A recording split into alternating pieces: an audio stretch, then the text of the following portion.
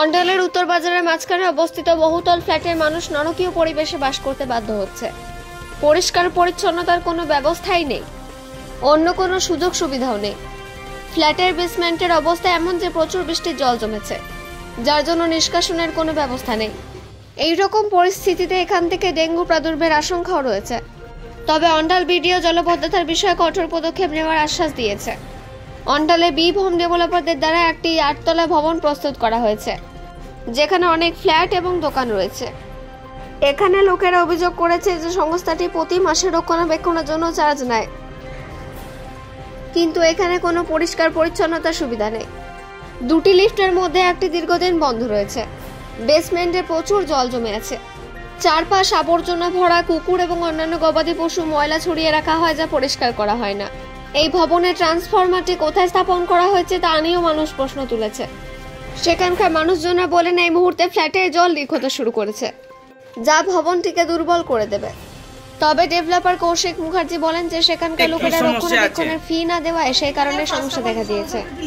অন্ডাল থেকে রিপোর্ট নিউজে। একটা লিফট চলছে না, এবং যেটা চলছে সেটার মেইনটেনেন্স বেশি দিন ধরে হচ্ছে না, সেজন্য রীতিমতো টেনশনে আছি।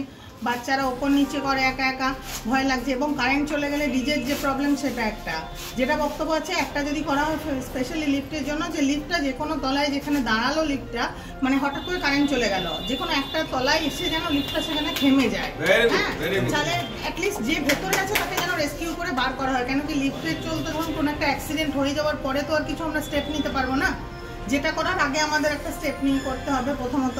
দ্বিতীয়ত আর যেসব সমস্যা আছে ওনারা বলেছেন, তারপরে আপনার এখানে জল জমছে, নোংরা চারো তরফ আছে, এইসব ওনারা যা বলেছেন সেগুলো ঠিকই আছে। আরো অন্যান্য টুকটাক আছে, কিন্তু তারা থেকে আপনারা স্টেপ নিচ্ছেন এখন।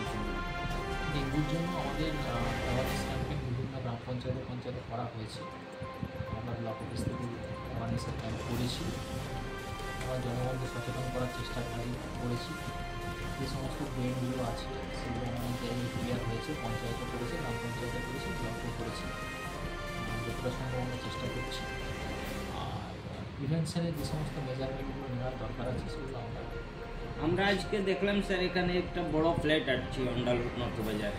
ওখানে বেসমেন্টের অবস্থা খুবই খারাপ, খুবই জল ওখানে জমছে, নোংরা জল, কোনো সাফ সাফাইয়ের ব্যবস্থা নেই। ওখানকার যে থাকছে ওদের অভিযোগ কি ক মাস ধরে কোনো সাফ সাফাই হয়নি, ওই জন্য জমে আছে, ডেঙ্গুর একটা ভয়ের মধ্যে আছে। ঠিক আছে, আমরা খবরটা পেলাম, আমরা দেখছি কী করা যায়, খোঁজ নিচ্ছি।